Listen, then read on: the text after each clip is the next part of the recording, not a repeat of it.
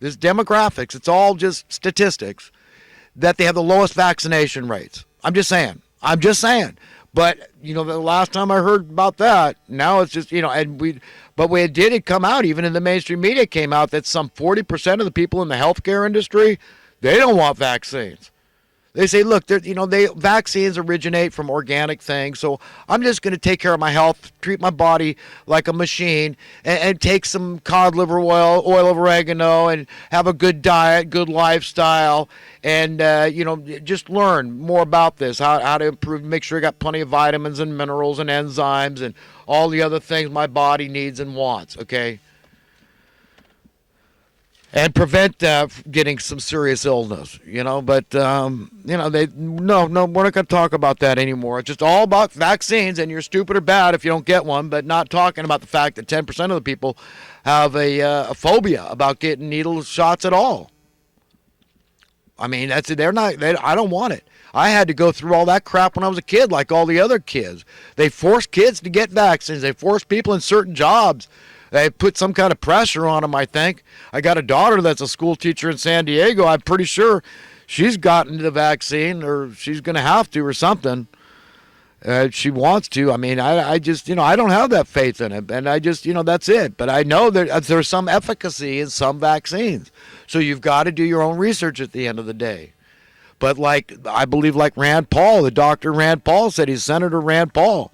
He would never allow his kid to be vaccinated with his hepatitis B shot on day one. And I don't know if they're doing that anymore, but I think they were. And they should talk about the vaccine damage fund, too. When was the last time you heard that term on the mainstream media? But it exists. Why don't people hear about it? Why don't they know about it? Well, no. Radio silence, crickets. No, we don't want to talk about that. If I'd known about that, I would have found out. Did he get vaccinated? Did my son died of SIDS? Did he get vaccinated with hepatitis B on day one? Is that what happened? Is this adverse effect from the vaccine? A perfectly healthy child? No health problems detected at birth. 2 weeks later, he's dead. But I find out after the fact that this might have been what happened. And nobody told me about a vaccine damage fund. Sick, man.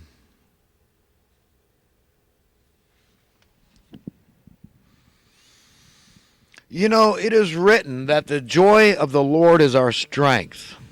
And, we need to understand the profound implications of that statement.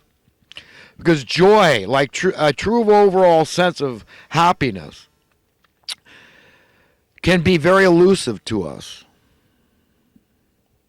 And we're these pathetic mortal humans. And this idea that we can ever attain this profound sense of joy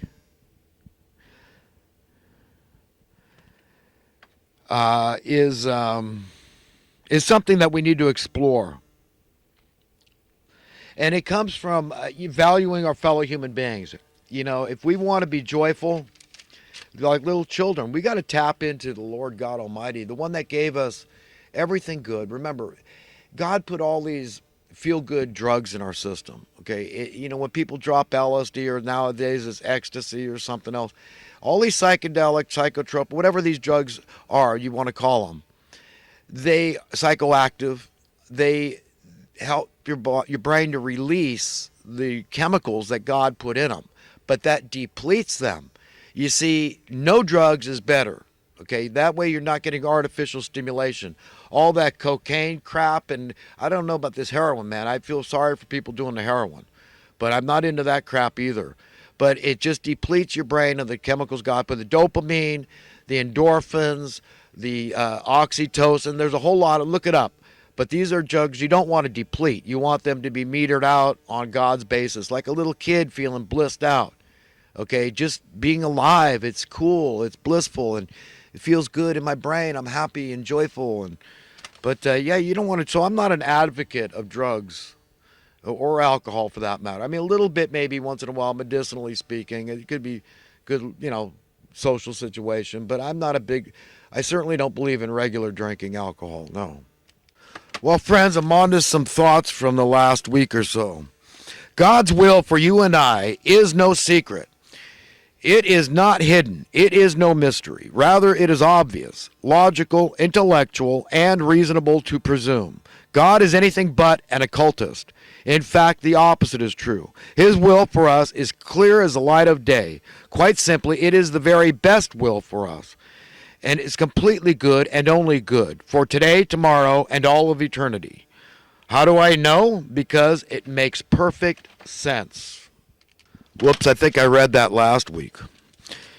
Okay, deluded and deceived men, often simply dishonest men, will defend their deliberately erroneous economic ideas to your face, maybe, but they wouldn't have the courage to defend it to me. Truth invariably trumps untruth.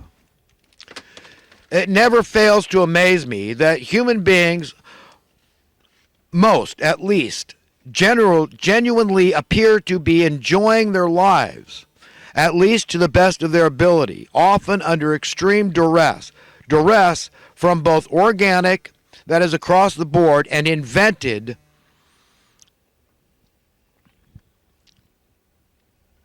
sources,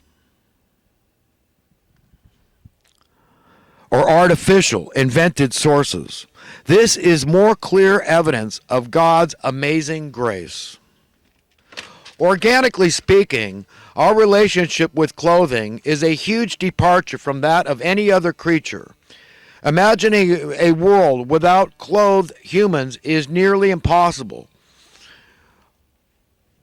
Artificially speaking, the same phenomenon holds true for money. One organic, across the board that is, and the other artificial, selective of its victims. And how many people can envision a world without any form of money? Few, if any.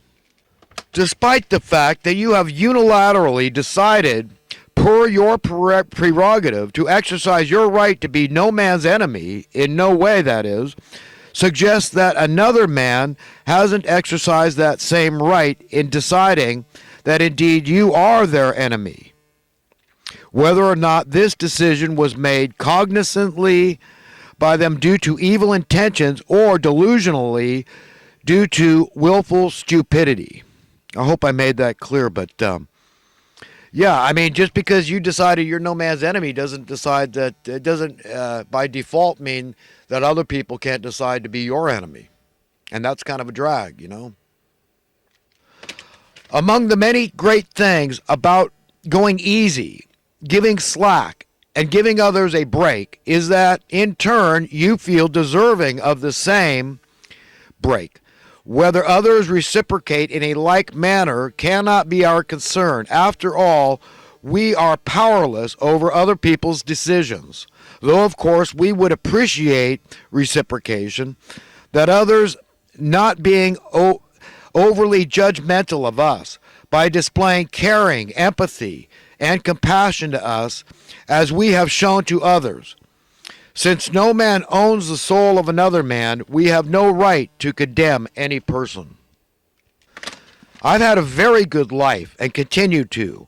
I have never been a wealthy man, neither have I cared to be. I certainly feel, quote, lucky. The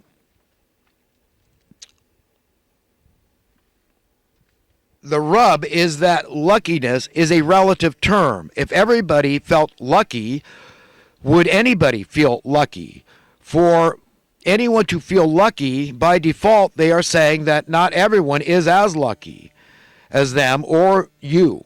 This inevitably greatly tempers one's enthusiasm for their own sense of luckiness. Believe it or not, it is possible to show love to those whom we disagree with, even regarding critically important issues. Well, friends, I got to leave it there. In fact, actually, I'm all caught up on my thoughts, and I wish the best to everybody. I really do. Why? Because I'm a selfish man, and I realize that this thing called happiness that I want above all else, I cannot go it alone. And I'm as certain as that as I am as the day is long. And I wish the best for you and your family. Let us wish the best for everybody. Let's not pull any punches in terms of caring and loving and getting along with each other and healing the divide in our land and letting God's hand of protection come back to us. Okay, let's have more joy in the land, more peace of mind, more safety and security.